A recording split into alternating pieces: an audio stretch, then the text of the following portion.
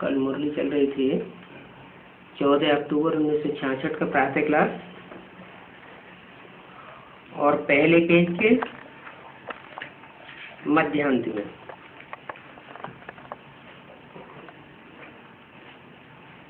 बात चल रही थी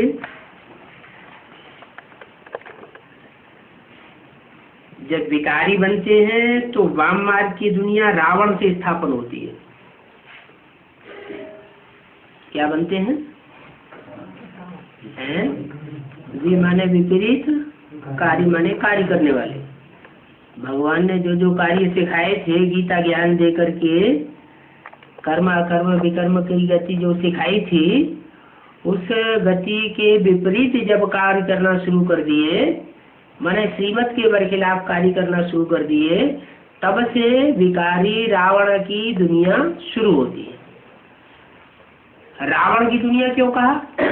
राम की दुनिया खलास होती है और रावण की दुनिया शुरू होती है।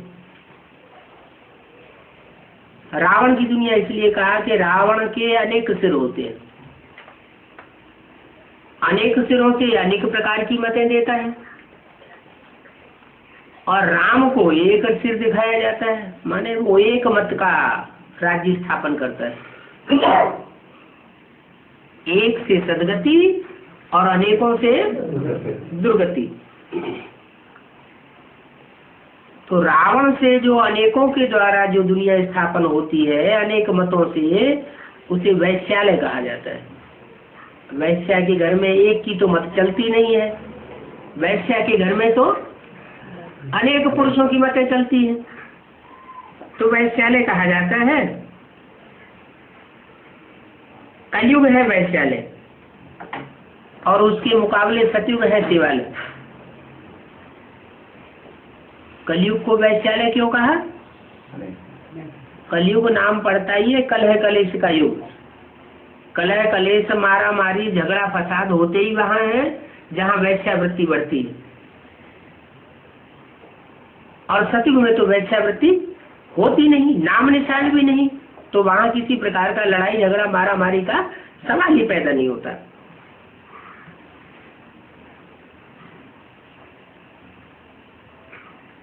अभी हम जा रहे हैं शिवालय में। तुम संगम ब्राह्मणों को ये मालूम है, अभी हम न शिवालय में हैं और न वैश्यालय में, क्योंकि शिव बाबा का हाल है, शिव बाबा का बनाया हुआ घर तो अभी बना नहीं है। राम मंदिर बन गया क्या कि लड़ाई चल रही है? लड़ाई चल रही है ना। तो अभी न राम मंदिर बना है न शिवालय बना है। जो शिवालय है वही राम मंदिर है, तो उनका घर अभी बना नहीं है। माना राम के घर में भी रावण ने डाका डाल दिया है।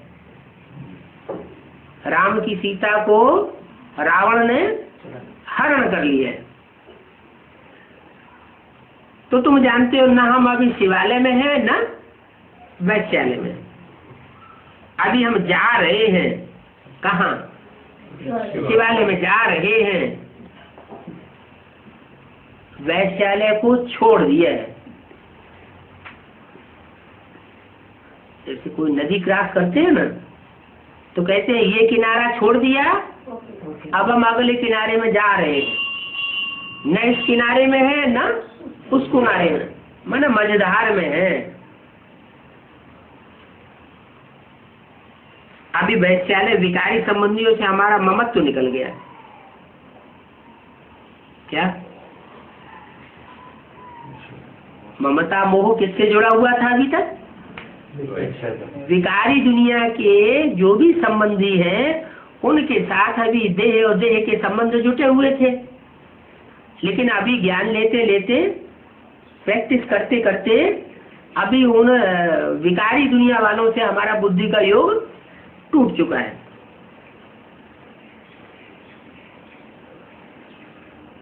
हमारा भविष्य के संबंध में मत तू,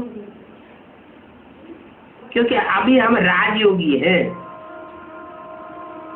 और वो उस दुनिया के मनुष्य सब भोगी हैं।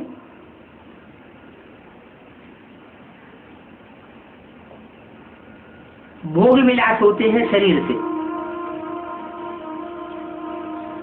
और हम अभी बाबा की याद में रह करके आंतरिक मनसा का सुख ले रहे हैं। हमारी मनसा पावन होती जा रही है, तो उन भोगियों से हमारा क्या कनेक्शन?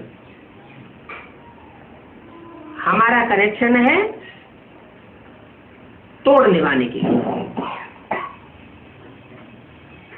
जो भी घर के गृहस्थ के संबंधी है, अगर विकारी भी है, तो उनसे तोड़ निभाने के लिए हम उनका साथ देते हैं,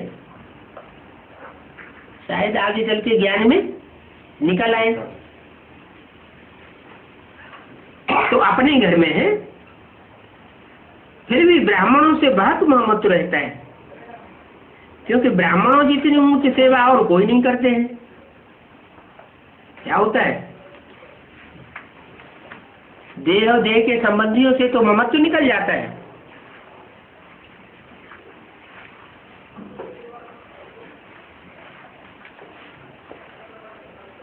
देह के संबंधियों से ममत्व निकल जाता है।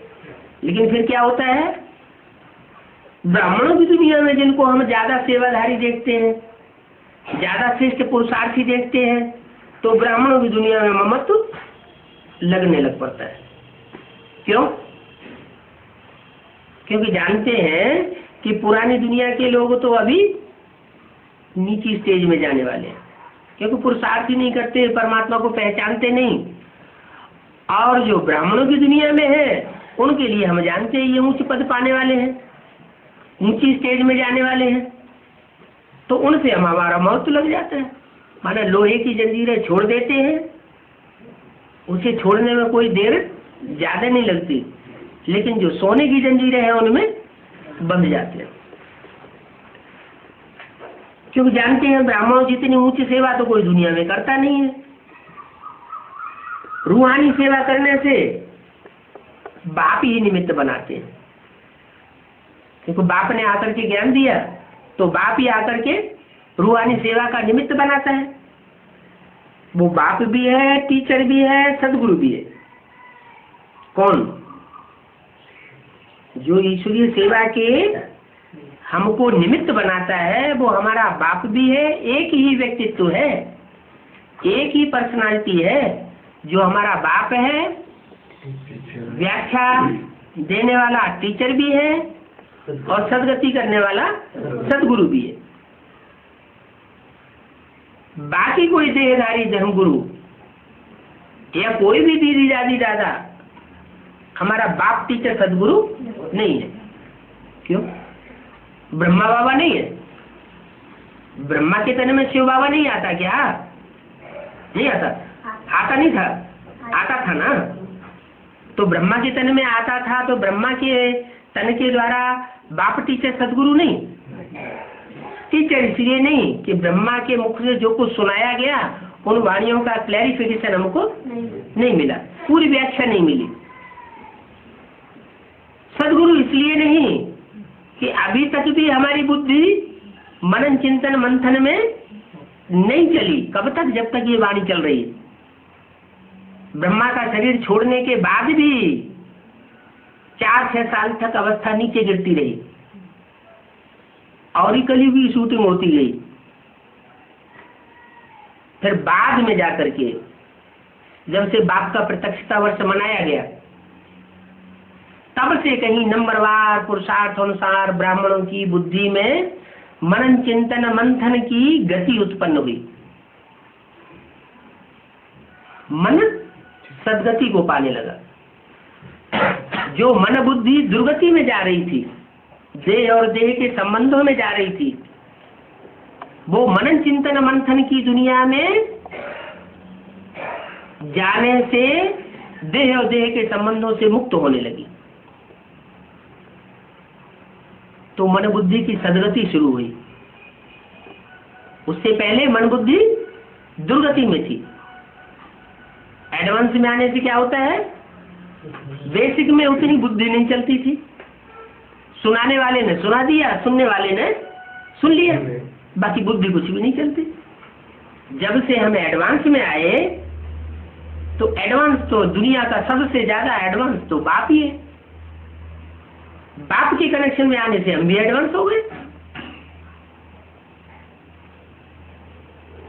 हमारी वाचा से निकलने वाली जो वाणी है वो भी एडवांस, मनसा के संकल्प है वो भी एडवांस, और जो हम कर्म करते हैं बाप की याद में वो कर्म भी हमारे एडवांस होते हैं। हम आगे बढ़ने की अनुभूति करते हैं तो बाप का भी अनुभव होता है कि बाप से हमें उस विकारी दुनिया से मुक्ति मिल रही है। हम अंदर अनुभव करते हैं कि विकार हमारे छूटते हैं। तो बाप बाप भी है, बाबा ब्रह्मा के मुख से निकाली हुई वाणी को समझाने वाला टीचर भी है।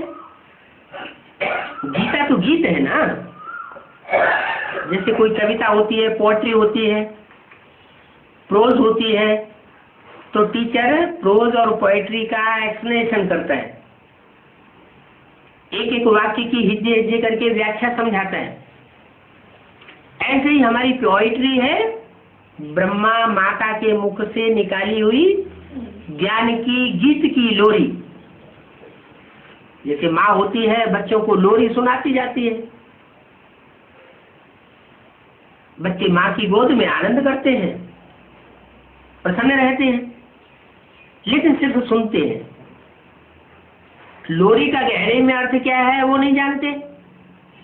अब यहाँ एडवांस में हम आकर के गीता ज्ञान का गहराई में अर्थ समझते हैं। इसलिए क्या बोला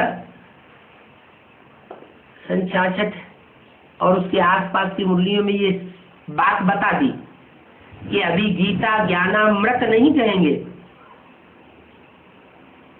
ज्ञान अमृत इसलिए नहीं कहेंगे कि अमृत जो है सार को कहा जाता है, और सार निकलता तब है जब मंथन किया जाता है। दूध है, दही है, उसका जब तक मंथन न करें तब तक उसमें से सार, घी अथवा मक्खन नहीं निकलता। तो ऐसे ही जो गीता ज्ञान है, जो गीत ब्रह्मा माँ के मुख से शिव ने गाया है, उस गीत का अर्थ जब तक हमारी बुद्धि में न बैठे गहराई से, तब तक वो मंथन नहीं हुआ। तो एडवांस में आने के बाद हमारी बुद्धि चलने लग पड़ती है, एक एक वाक्य की गहराई में जाती है, तो मंथन होता है। शास्त्रों में सागर मंथन की कथा भी आई है कि सागर मंथन हुआ तो उसमें से रतन निकले, अमृत कलश भी निकला। तो अमृत कलश जो निकल रहा है वो अब निकल रहा है। हम अमृत रस का पान कर रहे हैं, गीता ज्ञान अमृत की उपलब्धि अब हमको हो रही है। तो वो हमारा टीचर भी है, सदगुरु भी है और बाप भी है। सत्य बाबा है, सत्य टीचर है, सत्य गुरु है। क्या उससे ज्यादा सच्ची व्याख्या देने वाला कोई टीचर दुनिया में हो नहीं सकता। उससे जाति बुद्धि की, वाचा की और तन की सदगति करने वाला कोई दुनिया में हो नहीं सकता। वो डॉक्टर होते हैं, वो तो थोड़े समय के लिए प्लास्टिक सर्जरी कर देते हैं, एक जन्म भी नहीं टिकती, 2-4 साल टिकती है, फिर उसके बाद प्लास्टिक सर्जरी कराओ। ये बाप तो ऐसा आकर के इसी जन्म में प्लास्टिक सर्जरी नहीं करता है, ओरिजिनल सर्जरी करता है। 5 तत्वों को ही परिवर्तन कराई देता है। याद की स्टेज में 5 तत्व भी परिवर्तन हो जाते हैं। तुम्हारी शरीर रूपी नैया और आत्मा का, दोनों का खिवैया बाप आया हुआ है। आत्मा को भी पार ले जाता है, विषय वैतरणी नदी से क्रॉस कराई देता है, और शरीर रूपी नैया भी विषय वैतरणी से पार चली जाती है। उन द्वारा हमको वर्षा मिल रहा है। क्या अब ये विकारों से मुक्ति का वर्षा हमें उन द्वारा मिल रहा है? किन द्वारा?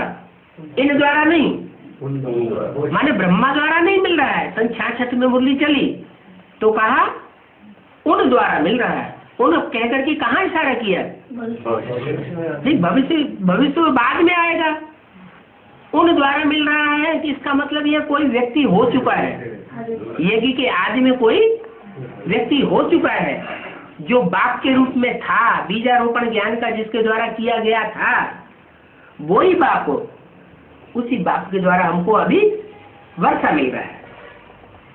ये याद रहने से कितनी हर वक्त खुशी रहनी चाहिए क्या कि हमें बाप से वर्षा मिल रहा है। फिर औरों को भी समझाने के लिए पुरुषार्थ किया जाता है। ये बात समझाई जाती है कि अभी तक माँ के द्वारा कार्य चला, अभी बाप आया हुआ है, बाप टीचर सदगुरु के रूप में, हमको भी खुशी हो रही है तो आपको भी ये खुशी होगी। पहले पहले तो वो है पारलौकिक बाप, क्या जिसके द्वारा गति सदगति मिलती है, वर्षा मिलता है। पहली बात उसके बारे में ये समझानी है, वो इस लोक का बाप नहीं है, बड़े इस लोक के मनुष्य सृष्टि के पिता में आता है। जो मनुष्य सृष्टि का बाप है, प्रजापिता, उसमें आता है, लेकिन दाता जो है उसमें कोई दूसरा है। वो कौन है? सुप्रीम सोल सेवन, वो बाप बन के आता है, पारलौकिक बाप है। इस लोक का बाप नहीं है। वो सत्य शिक्षक है, सत्य गुरु है, सत्य चक्र के आदि मध्य अंत का ज्ञान देते हैं। इसलिए उनको ज्ञान का सागर कहा जाता है। क्या सत्य चक्र के आदि मध्य अंत का ज्ञान सिर्फ इतना नहीं देते हैं, सत्युग त्रेता द्वापर कलयुग संगम युग, सत्युग त्रेता द्वापर कलयुग संगम युग, इतना ज्ञान नहीं देते हैं। वो ज्ञान का सागर है। बड़ी बड़ी ऊंची ऊंची लहरें ज्ञान की उठती हैं। उन 4 युगों में कितना विस्तार बताते हैं। सागर का तो बहुत विस्तार है। तो वो ज्ञान सागर कहा जाता है। पहले पहले तो उनकी महिमा करनी है, उनकी, इनकी महिमा नहीं करनी है।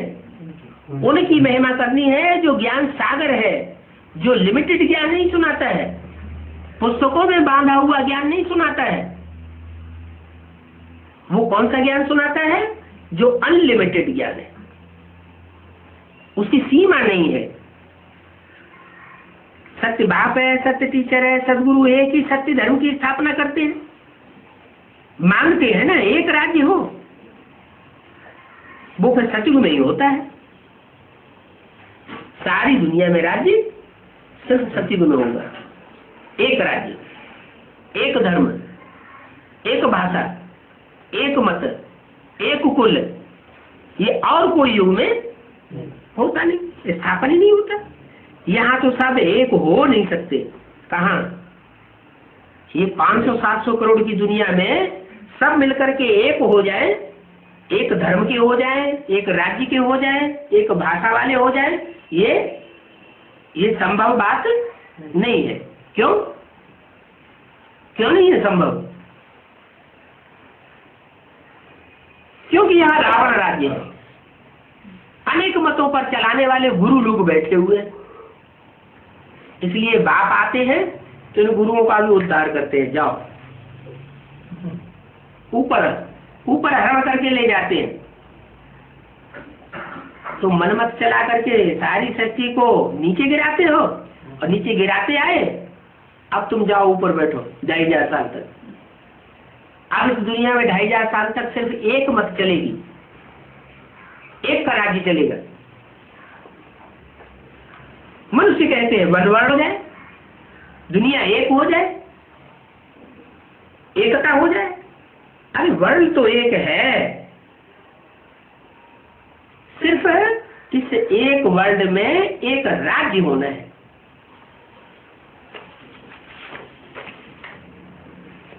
चौदह 10-66 की वाणी का दूसरा पेज।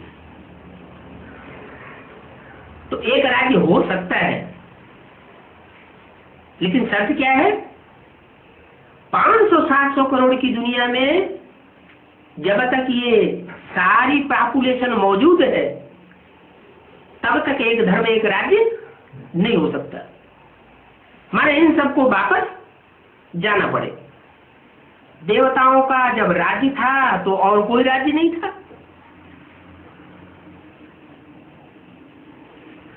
तो और दूसरे दूसरे धर्म और दूसरे दूसरे राज्य और दूसरे दूसरे धर्मखंड, ये सब खलास हो जाने वाले।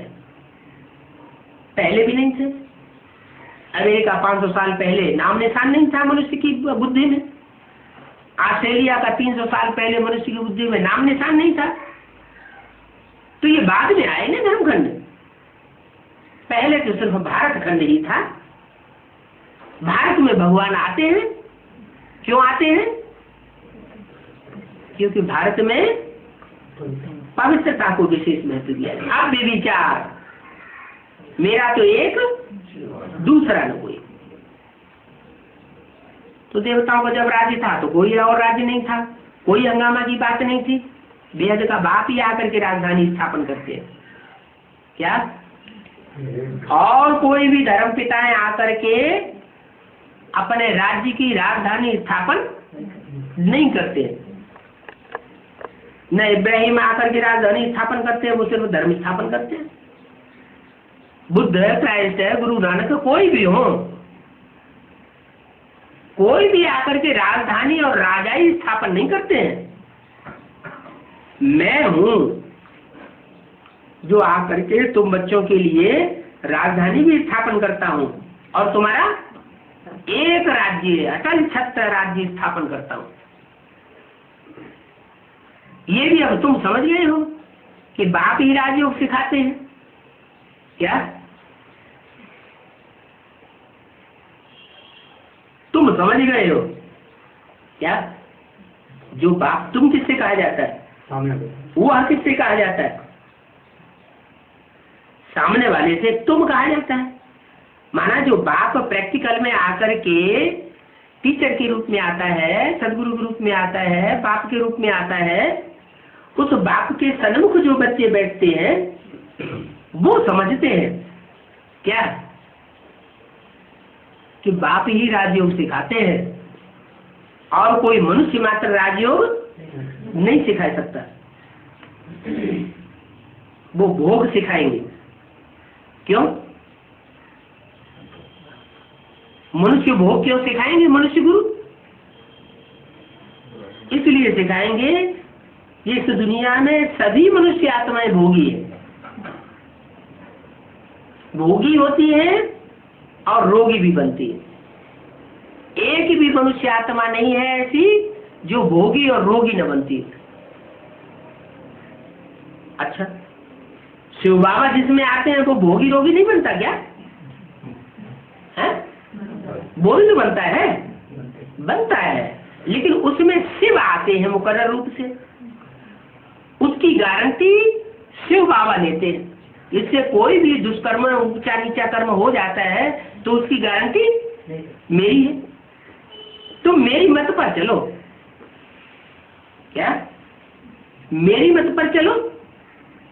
कैसे पता चले कि ये शिव बाप की मत है या प्रजापिता की मत है? पता कैसे चलेगा? अरे आत्माएं तो दोनों ही कार्य कर रही है, बल्कि तीसरी आत्मा ब्रह्मा की ओर है, वो भी ज्ञान चंद्रमा के रूप में प्रवेश है। तो कैसे पता चले किसकी मत है? बाबा ने कहा तुम ऐसे ही समझो कि जो भी इसके मुख से मत निकलती है वो मेरी ही मत है। तुम इस लचरे में मत पढ़ो कि ये इसकी मत है या उसकी मत है या ज्ञान चंद्रमा की मत है। एक व्यक्तित्व है, एक व्यक्तित्व के द्वारा जो भी तुमको डायरेक्ट मत मिले तुम उसके ऊपर चल पड़ो।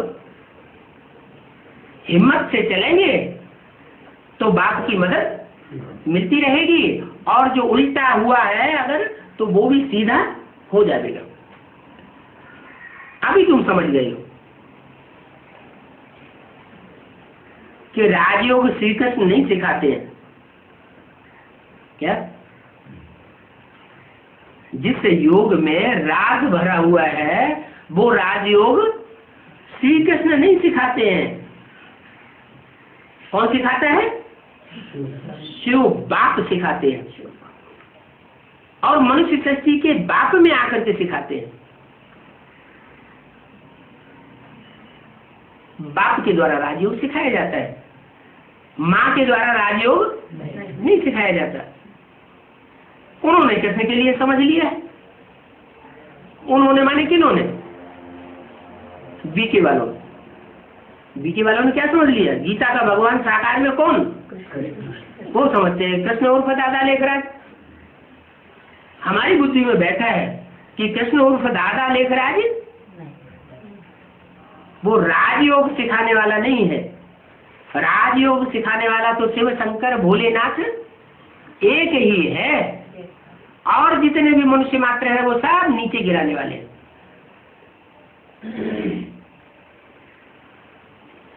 राजयोग सिखाया ही तब जब राजधानी स्थापन करते थे। क्या कहा? ब्रह्मा के द्वारा कहे कि राजयोग सिखाया, तो क्या राजधानी स्थापन हुई? नहीं, अभी होनी है। राजधानी स्थिरियम हो जाएगी। अभी राजधानी कौन सी है? राजधानी का नाम क्या है? दिल्ली। दिल्ली राजधानी अभी हिलडुल रही है या स्थिरियम हो गई? हिलडुल रही है। कभी किसी के हाथ में राज सत्ता चली जाती है, कभी कांग्रेस के हाथ में, कभी प्रजातंत्र के हाथ, वो क्या नाम, जनता पार्टी के हाथ में, कभी मिलीजुली राजधानी बन जाती है, अनेकों के हाथ में चली जाती है। लेकिन अब राजधानी स्थिरियम हो जाएगी। वो तो जड़ दिल्ली के लिए समझ लेते हैं,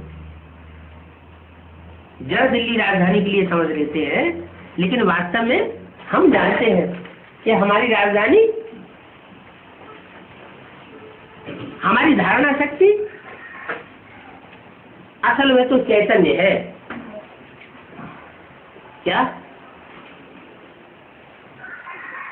अगर चैतन्य स्थिरियम हो जाएगी तो स्थूल राजधानी भी चैतन्य के आधार पर स्थिरियम हो जाएगी।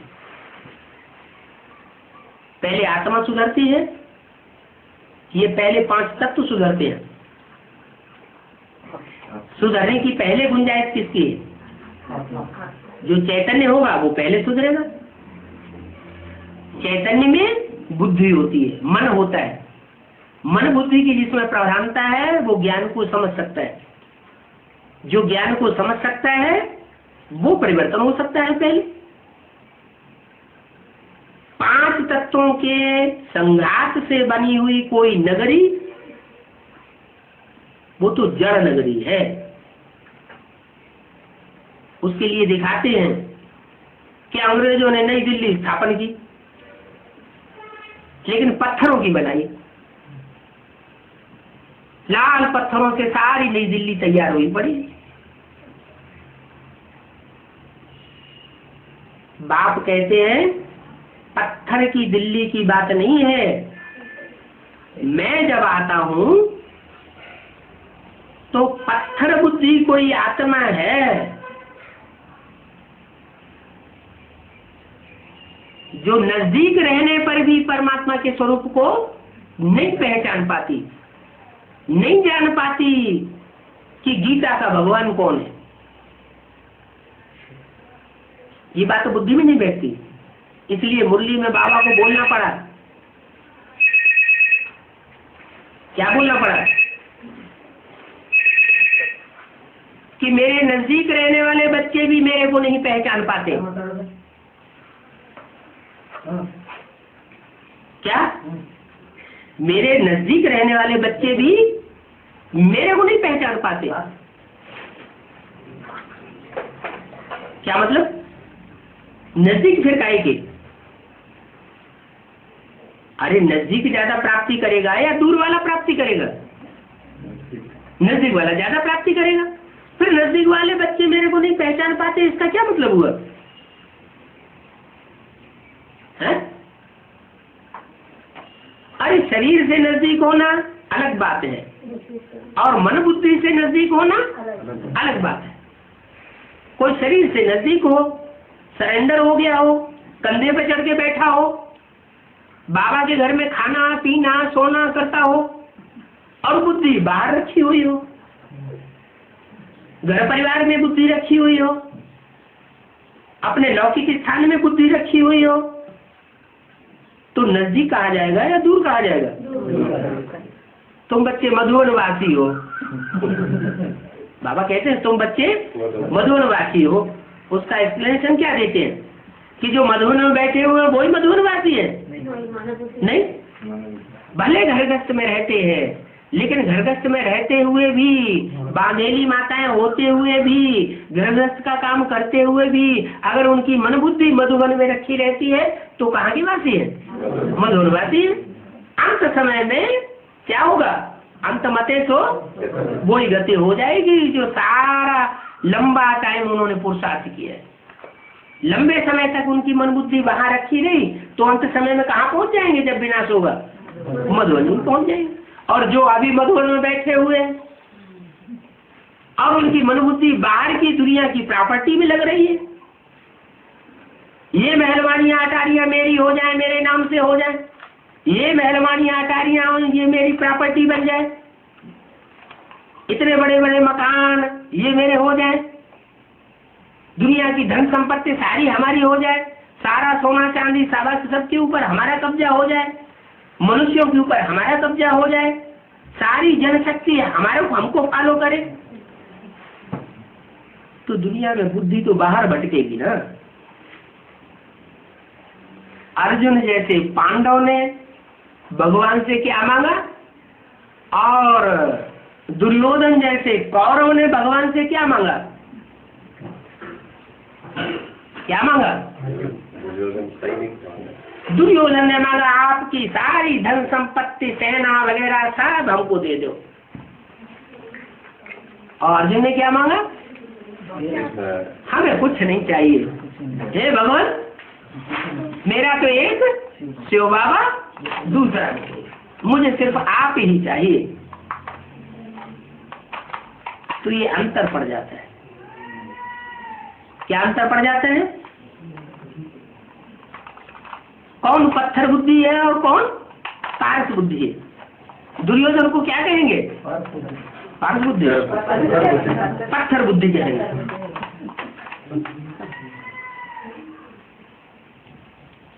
अरे भगवान से क्या नहीं प्राप्त हो सकता है? भगवान जब आकर के विश्व की बादशाही दे सकता है तो भगवान से कौन सी चीज प्राप्त रह जाती है? एक है साधे सब सद है और सब साधे सब जाए। वैश्या सबको साधती है, ये भी खुश हो जाए, वो भी खुश हो जाए, वो भी खुश हो जाए, वो भी खुश हो जाए। और जो सधवा औरत होती है क्या करती है? एक की साधना करती है।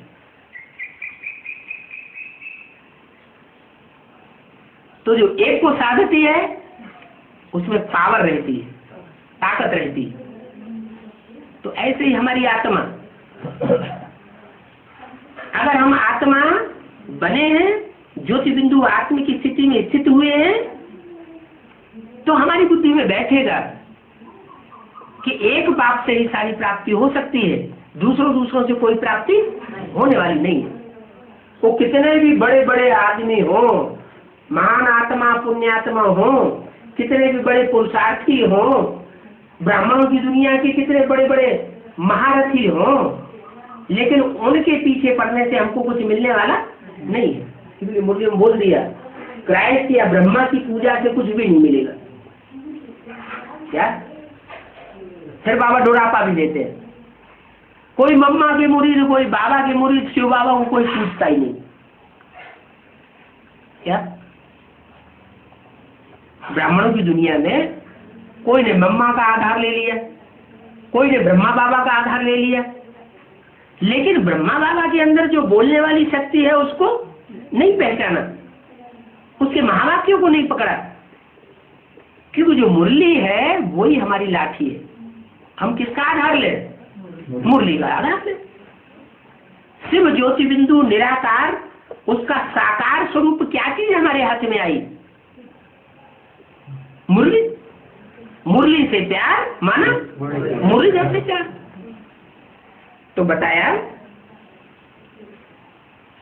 राजधानी जो चैतन्य दिल्ली है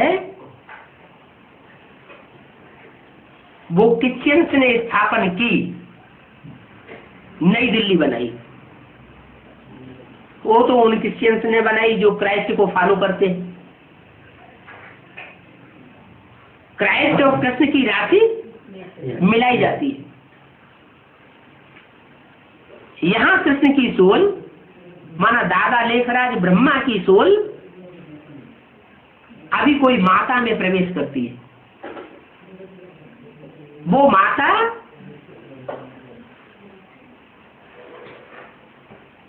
उस जगत पिता के नजदीक ही रहने वाली, लेकिन जगत पिता के स्वरूप को पहचान नहीं पाती। गीता का भगवान अभी भी उसकी बुद्धि में कृष्ण ये बैठा हुआ है। बाबा कहते जब तक ये बुद्धि में नहीं बैठा कि गीता का भगवान निराकार शिव शंकर भोलेनाथ है, तब तक कुछ भी सुधार होने वाला नहीं है। तो ये बात बुद्धि में नहीं बैठती है माना पत्थर बुद्धि, ये बात बुद्धि में बैठ जाए माना पारस बुद्धि। जो और धर्म की आत्माएं हैं उनकी बुद्धि में जल्दी नहीं बैठेगा।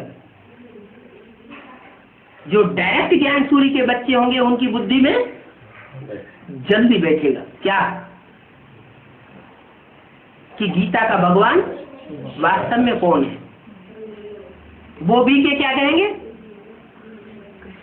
गीता का भगवान, गीता का भगवान दादा लेखराज कृष्ण की सोल वो ही साकार में गीता का भगवान थी। उनके द्वारा ही गीता का ज्ञान सुनाया गया, वो ये कहेंगे। वो किसी हालत में मानने वाले नहीं है क्या कि दादा लेखराज उर्फ कृष्ण के बगैर कोई दूसरी आत्मा भी गीता का भगवान हो सकती है। दुनिया को पढ़ाई पढ़ाते हैं, पुस्तकें छपा छपा के, क्या कि गीता का भगवान कृष्ण नहीं है, गीता का भगवान शिव है। अरे गीता का भगवान शिव आकर के ज्ञान सुनाएगा तो मुख से सुनाएगा या ऊपर से आवाज आएगी, मुख से सुनाएगा। तो मुख से आकर के गीता का ज्ञान सुनाएगा गीता का भगवान। तो तुम तो दादा लेखराज को मानते हो, क्यों उनके मुख से सुनाया और कोई के मुख से भगवान ज्ञान सुनाता ही नहीं और सुनाएगा भी नहीं, यही तो मानते हैं। तो जब सुनाएगा भी नहीं और किसी ने सुनाया भी नहीं तो दादा लेखराज को तुम कृष्ण की सोल मानते हो, तो गीता का भगवान कौन हुआ, कृष्ण ही, दादा लेखराज ही हो गया ना। तो एक तरफ कहते हो गीता का भगवान कृष्ण नहीं है और दूसरी तरफ साबित भी करते जा रहे हो गीता का भगवान साकार में तो बोला दादा लेखराज ही। तो दो बातें हो गई ना। ये दो ही बात करना तो ठीक नहीं है, दुनिया नहीं समझेगी। कोई आदमी ये बताए एक व्यक्ति को ये अभी चोर है, फिर अभी नहीं ये साहूकार है, नहीं नहीं नहीं ये पुलिस है, तो आदमी समझ नहीं सकेगा ना आखिर बात क्या है, सच्चाई क्या है। तो दो दो बातें हो जाती, लोगों की समझ में नहीं आता। आज भी लोगों की बुद्धि में नहीं बैठा है कि गीता का भगवान शिव है और कृष्ण नहीं है। अब हम बच्चे समझा सकते हैं, क्या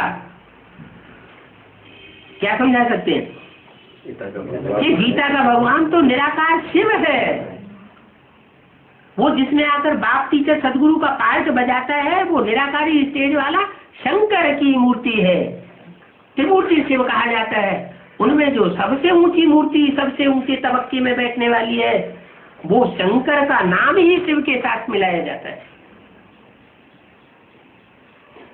शिव विष्णु शिव ब्रह्मा नहीं कहा जाता, क्या कहा जाता है, शिव शंकर कहा जाता है। क्यों कहा जाता, क्योंकि शंकर के तन में आकर के शिव ने उस बच्चे को आप समान निराकारी स्टेज वाला बना लिया। जैसे शिव है निराकारी निर्विकारी निरहंकारी, वैसे जिसमें प्रवेश करता है, जिसके द्वारा सारी इस पाप की दुनिया का संहार करता है, वो स्वरूप भी निराकारी, निर्विकारी, निरहंकारी बन जाता है। इसलिए कहते हैं कि शंकर की कभी मृत्यु नहीं होती। अब ऐसा तो नहीं है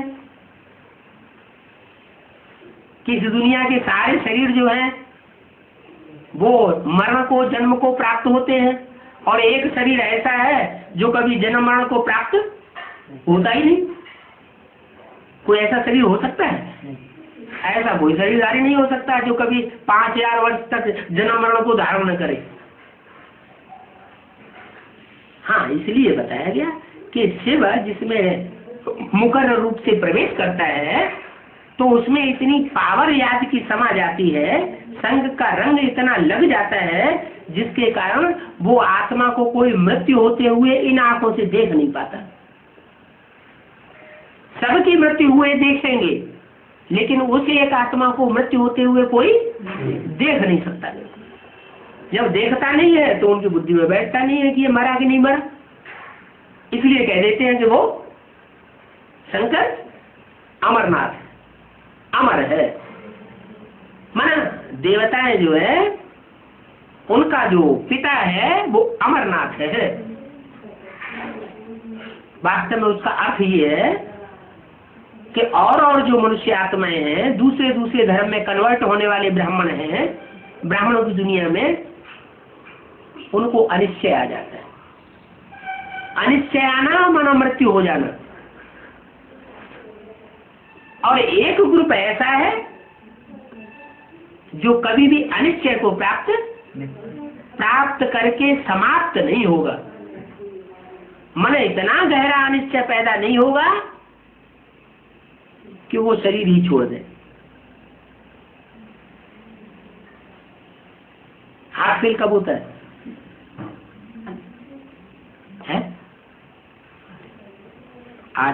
आजकल दुनिया में बड़े बड़े लोगों के हार्ट फेल होते जा रहे हैं।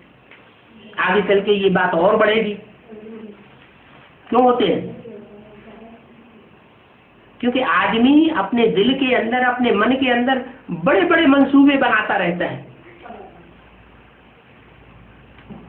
और अचानक उसके सारे मंसूबों पर पानी फिर जाए तो उसका हार्ट फेल हो जाता है, जैसे ब्रह्मा बाबा का हुआ।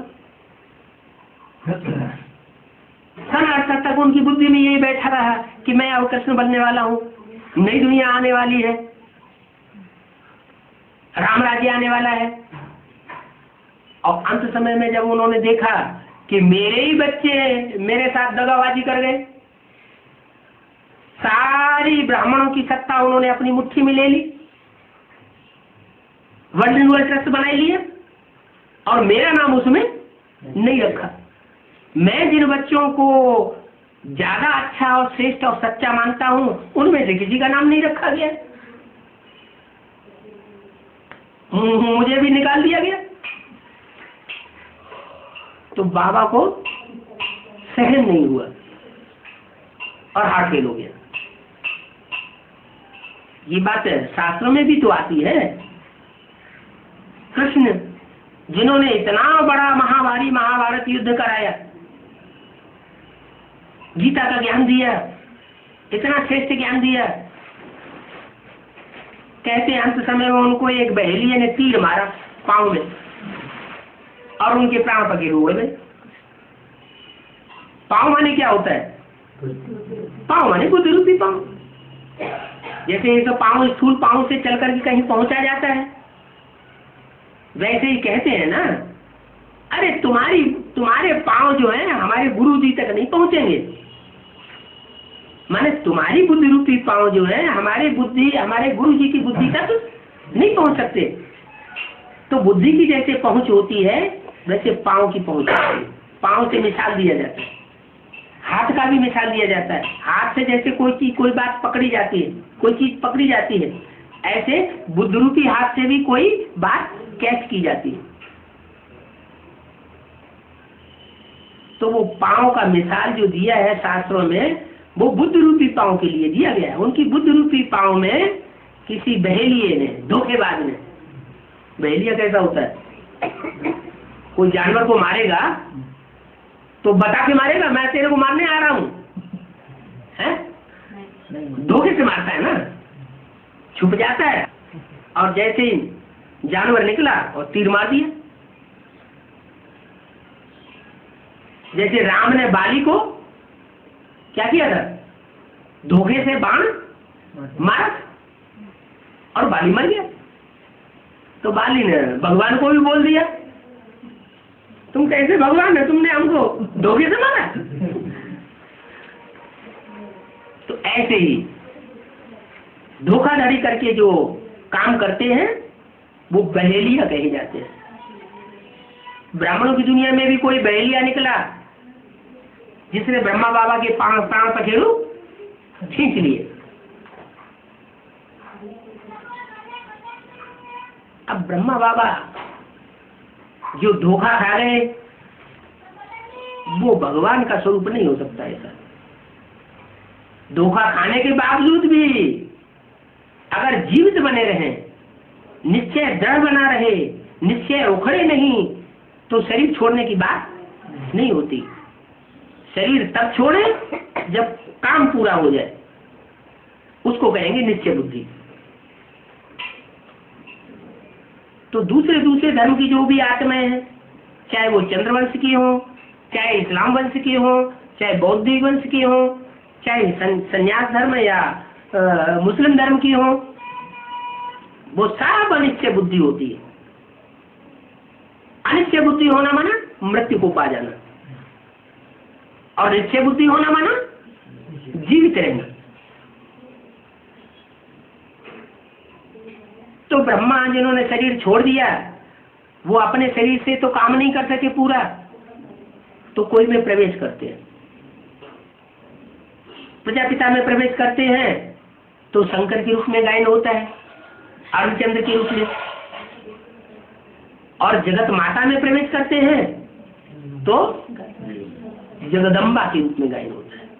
जगदम्बा माने सारे जगत की माँ, ब्रह्मा माने बड़ी से बड़ी माँ, जिससे कोई बड़ी माँ होती है। तो जगदम्बा ही सबसे बड़ी से बड़ी माँ। ब्रह्मा है दाढ़ी मूछ वाला, इसलिए संसार में उनका पूजन नहीं होता। क्यों नहीं होता? कि पुरुष जितने वो है, जितने भी है इस सृष्टि पर, वो कलयुग के अंत में सारे पुरुष दुर्योधन दुशासन का रूप बन जाते हैं। स्त्री जाति के साथ जोर जबरदस्ती करते हैं। दुर्योधन और दुष्ट शासन करने वाले दुशासन। इसलिए पुरुषों के द्वारा नई दुनिया की स्थापना का कार्य नहीं कराता हूं। किसको निमित्त बनाता हूं? माताओं को निमित्त बनाता हूं। शिव शक्तियां जो कही जाती, तो वो जो शिव शक्तियां हैं तब ही शिव शक्तियां बन सकती हैं जब उनकी बुद्धि में ये बात बैठे कि गीता का भगवान वास्तव में इस सृष्टि पर कौन है। जब तक ये बात उनकी बुद्धि में नहीं बैठेगा तब तक न उनका अपना उद्धार हो सकता है, न वो सृष्टि का उद्धार कर सकती है। तो मैं आकर के राजधानी स्थापन करता हूं, चाहे वो चैतन्य राजधानी हो और चाहे वो स्थूल राजधानी। पहले चैतन्य राजधानी स्थिरियम बने, निश्चय अनिश्चय के दोले में जो डोलती है वो पहले स्थिर बन जाए। सबसे ज्यादा जन्म मरण का चक्र कौन सी आत्मा का होता है? ब्रह्मा का। और ब्रह्मा की डोली जगदम्बा में प्रवेश करती। अभी भी इतनी अव्यक्तवाणियां चल रही है, इतना ज्ञान क्लियर हो गया। बीज रूप आत्मा एडवांस पार्टी का जो हेड है उसमें ब्रह्मा की सोल प्रवेश भी कर रही है, संघ का रंग भी ले रही है, सारा एडवांस ज्ञान समझ भी रही है प्रवेश करके। फिर भी वहां ब्रह्मा कुमारियों में क्यों चले जाते हैं?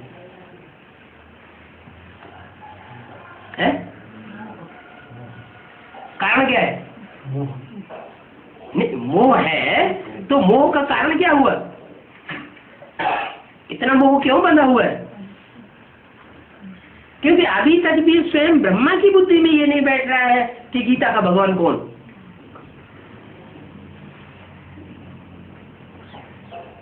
वही वाइब्रेशन वहां ब्रह्मा कुमारियों में फैलता है।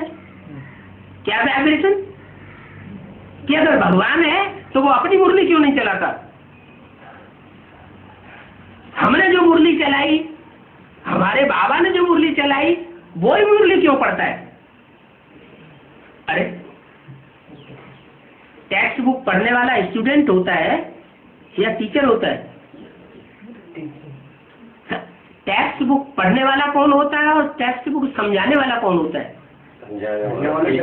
टेक्स्ट बुक में जो कुछ पढ़ा जाता है वो स्टूडेंट पढ़ता है और टीचर जो है उसकी व्याख्या करता है, एक्सप्लेनेशन करता है। तो शिव ज्योति बिंदु वो आत्मा है एक्सप्लेन करने वाली, उसको हाथ में किताब पकड़ने की दरकार नहीं है। और कृष्ण की सोल है मुरली को पढ़ने वाली, जो किताब कागज को लेकर के अक्षरों को देख करके पढ़ती है, वो कौन सी आत्मा? कृष्ण की सोल। तो मुरली में आता है कृष्ण की सोल भी अभी पढ़ाई पढ़ रही है, उसकी पढ़ाई पूरी नहीं हुई। वो मुख्य बच्चा है। सृष्टि का पहला पत्ता कौन है? कृष्ण। वही जब तक मिट्टी में मिला हुआ है और वो उद्धार होकर के पत्ते के रूप में बाहर नहीं आता, तो किसी का भी उद्धार नहीं हो सकता। पहले कृष्ण की सोल का परिवर्तन, तब दुनिया का परिवर्तन होगा। बाप बच्चे के बगैर प्रत्यक्ष नहीं हो सकता। बाप बच्चे को आगे करता है प्रत्यक्षता में, और बच्चों का क्या काम है? बाप का सन सोच फादर, फादर सोच सन, ये नियम है।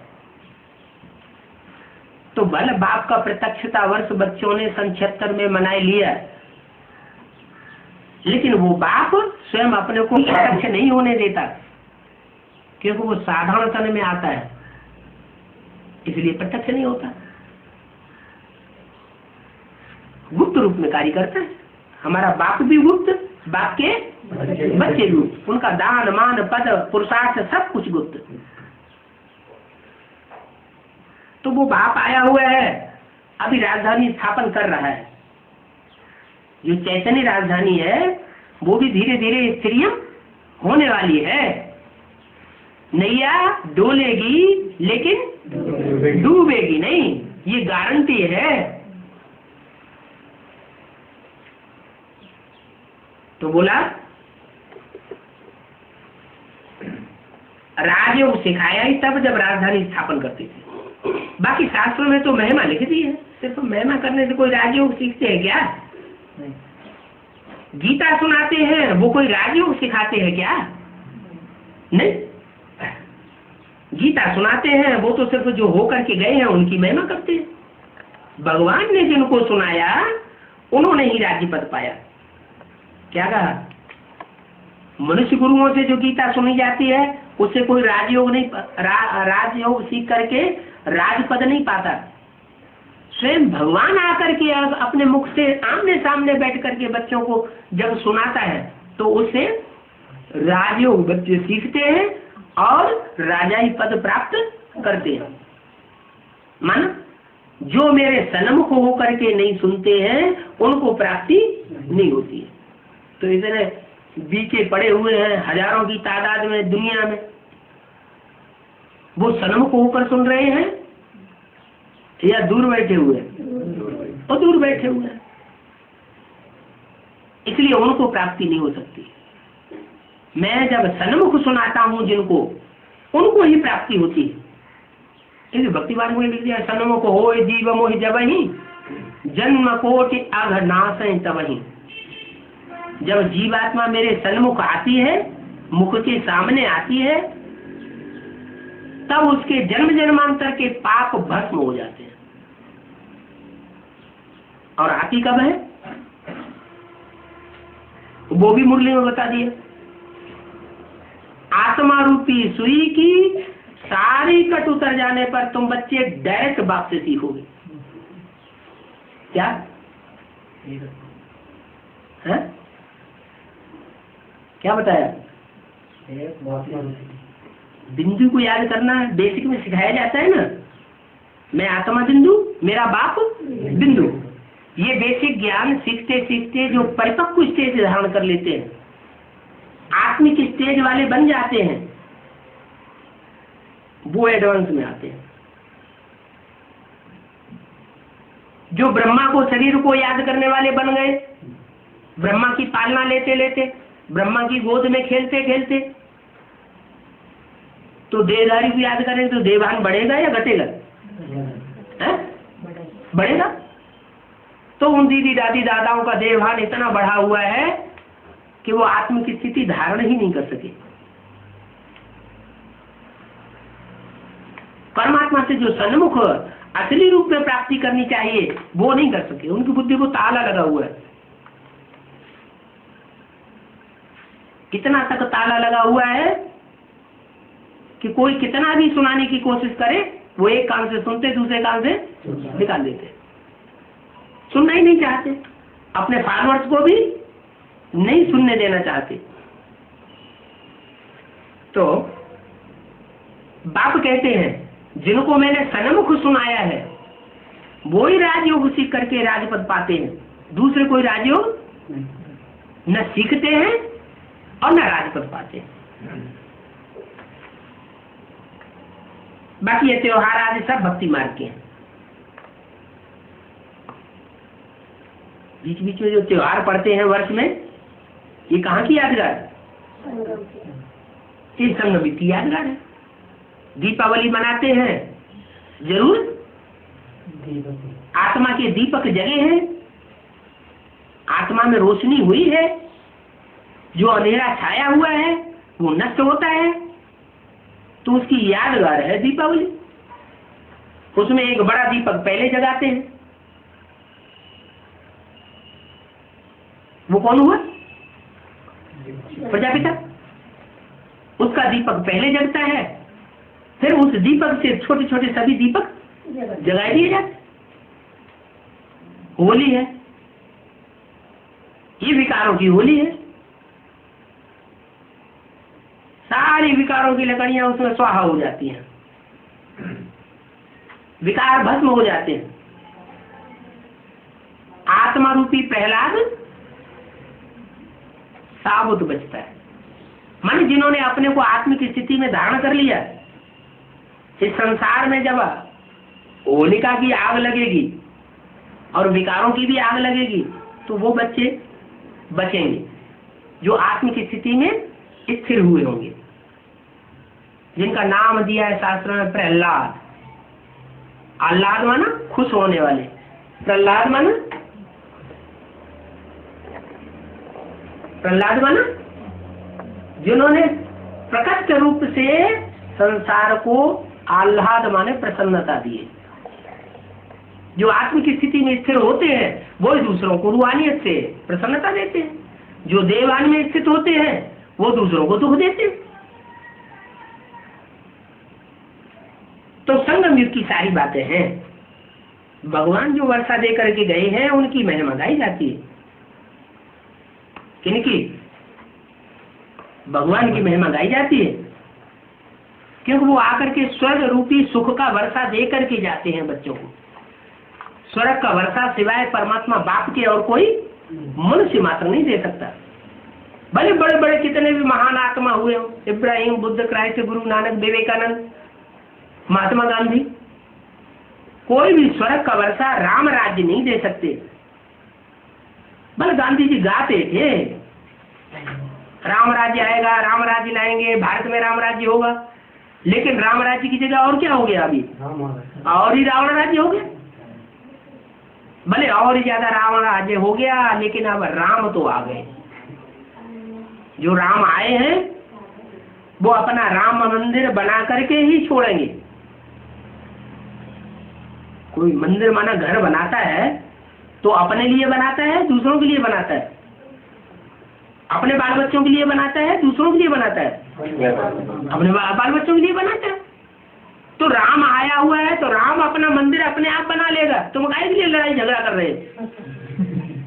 लड़ाई झगड़ा मारामारी करने से राम मंदिर बन जाएगा? अरे वो तो ईंटों का मंदिर बन जाएगा, जो असली राम मंदिर है, जिसको नाम अयोध्या है, जहाँ युद्ध, लड़ाई झगड़ा, मारा मारी होती नहीं, ऐसे स्वर्ग की स्थापना तो स्वयं राम ही आकर के करते हैं। तो उनकी महिमा गाई जाती है। शिव बाबा आते हैं, शिव जयंती के बाद कृष्ण जयंती होती है। क्या पहले शिव जयंती, फिर कृष्ण जयंती। सन 76 में बाप का प्रत्यक्षता वर्ष, रात के 12 बजे से सूर्योदय होना शुरू होता है।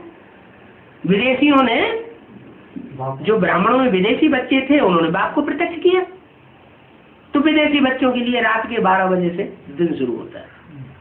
और स्वदेशी बच्चे, जब ज्ञान सूर्य उदित हो जाता है, तब उनके नए दिन की शुरुआत होती है। तो अब ज्ञान दिन सवेरा आने वाला है। ये पुरानी दुनिया अब भस्म होने वाली है।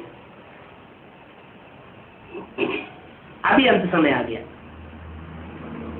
अभी जो सोते रहेंगे उनको कुछ भी प्राप्ति होने वाली नहीं है।